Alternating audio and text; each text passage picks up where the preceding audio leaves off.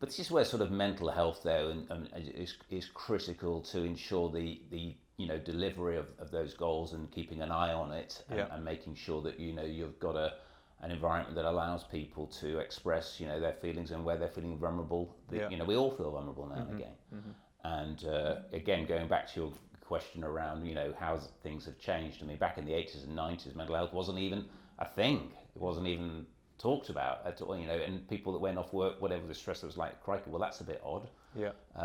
So it was kind of a taboo subject, actually. It was almost something to be ashamed of. Yeah. So we've evolved massively since then, and which is, has to be a really healthy thing. And I think it's just accepting now that we do have, tensions and stresses and whatever, and people react in different ways, and that we just have to help everyone through their own situation. Yeah, and from a work environment point of view, you think about like what's happened over the years with like women becoming more and more kind of a voice within the workplace, and when we're talking about, I mean, it's been accelerated quite dramatically over the last 18 months or so, but the kind of the work-life balance now is kind of a big conversation. Yeah. And then you think about that 9 till 5, we spoke off camera about, the need once upon a time to wear the suit and the tie, and you always felt you were a bit risk-taking if you turned up to work one day without a tie on.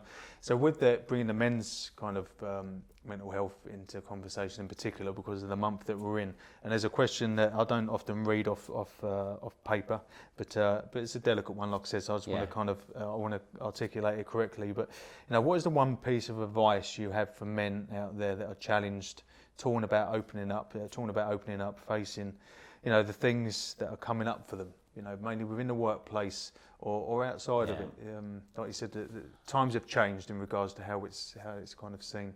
I would say to men out there, be open about how you're feeling. I mean, you don't need to do this, in a sort of a group or anything like that, but maybe it's a friend, maybe it's a colleague, maybe it's a member of your family, but be open about it. We all have tough times in our lives. Yeah. We really do. And it's important that we do open up and have a conversation, even if it's just with one person. It helps enormously if you do that, to say how you're feeling.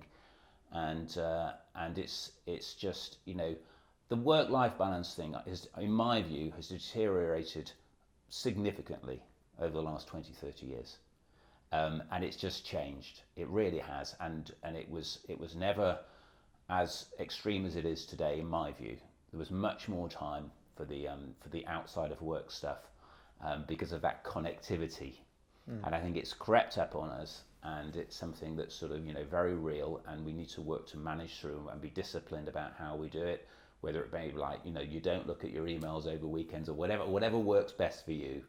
I think that's important, because otherwise you can get that balance go the wrong way. But I would say, my key message is to, and I've had friends of mine that have gone through really tough times. I lost a very good friend who took his own life several years ago, and when I look back, I wish, I talked more with him and he talked more with me, and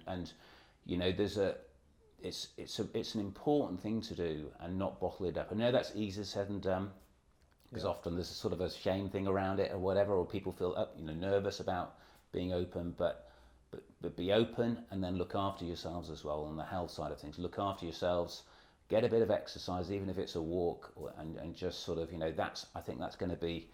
I think that's an important, part of the ingredients to give you that sort of, resilience. Absolutely. And mental health. But, mental health is every bit as important, if not more so, than physical health. And keep an eye on it.